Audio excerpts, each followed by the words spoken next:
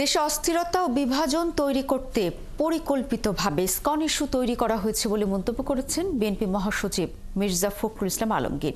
এজন্য স্বৈরাচারকে ষড়যন্ত্রের দায়ী করে ফখরুল বলেন, এতে বিভাজন ফ্যাসিবাদকেই ফিরে আসার সুযোগ তৈরি করবে।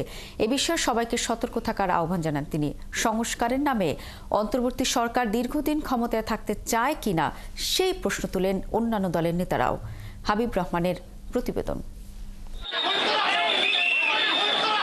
স্বৈরাচার সরকার পতনের ৩ মাস হয়েছে, দায়িত্ব নিয়েছে অন্তর্বর্তী সরকার, কিন্তু দেশ জুড়ে চলা অস্থিরতা থামছে না, বরং নিত্য নতুন মাত্রা পাচ্ছে। চট্টগ্রামে ইসকনের হামলায় আইনজীবীর মৃত্যুকে কেন্দ্র করে বেড়েছে ধর্মীয় বিভেদের শঙ্কা। প্রেস ক্লাবে রাষ্ট্র পুনর্গঠনে লেখক শিল্পীদের ভূমিকা শীর্ষক আলোচনায় বিভিন্ন দলের নেতারা বলেন, ভারতসহ পরাজিত সরকারের দোসররা গণ অভ্যুত্থানের বিজয়কে নষ্ট করতে চাইছে।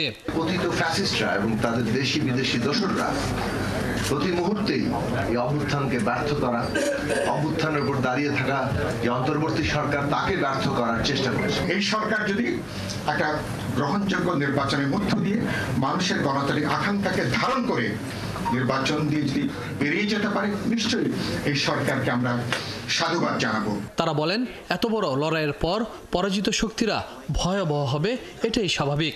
রাজনৈতিক নেতৃত্বে পরিবর্তন না এলে সংস্কার কাজে আসবে না। রাজনৈতিক নেতৃত্বের মধ্যে যদি কোনো পরিবর্তন না হয়, তাহলে কোনো সংস্কার টিকবে না। গণতান্ত্রিক দেশ মানে হচ্ছে মাইনরিটিও যেন তার কথা বলতে পারে, সেটা এনশিওর করা।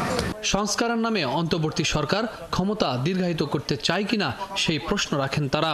আওয়ামী লীগ থিওরি দিয়েছিল চিরদিন দরকার শেখ হাসিনার সরকার। আপনারা যে কথা বলছেন এটার অর্থ তো দাঁড়ায় চিরদিন দরকার সংস্কার মার্কা সরকার। বিএনপির মহাসচিব বলেন, বিভেদ আর বিভাজনের কারণে দেশে ভয়াবহ পরিস্থিতি তৈরি হয়েছে। এ কারণেই পরিকল্পিতভাবে ইসকন নিয়ে ষড়যন্ত্র করছে শত্রুরা। কেমন যেন একটা ভয়াবহ একটা অবস্থা তৈরি হচ্ছে। ভারতবর্ষের মিডিয়ার বিষয়গুলো দেখতে পাই, তাদের একটাই মাত্র প্রশ্ন যে ইসকনের ব্যাপারে আপনারা কি করছেন। এই প্রশ্নটা অত্যন্ত একেবারেই আপনার উদ্দেশ্য প্রণোদিত একটা অবস্থা তারা তৈরি করতে চায়। সেই অবস্থা নিয়ে প্রথমবার ফেল করেছে, এখন আবার নতুন করে আবার সেই অবস্থা তৈরি করতে চায়। তরুণ নেতৃত্বকে তাদের উপর অর্পিত দায়িত্ব সঠিকভাবে পালনের আহ্বান জানান বিএনপি মহাসচিব। আমাদের এখন সময় হয়েছে একসাথে ঐক্যবদ্ধ হয়ে আমাদেরকে সামনের দিকে এগিয়ে যাওয়ার। হাবিব রহমান, ৭১, ঢাকা।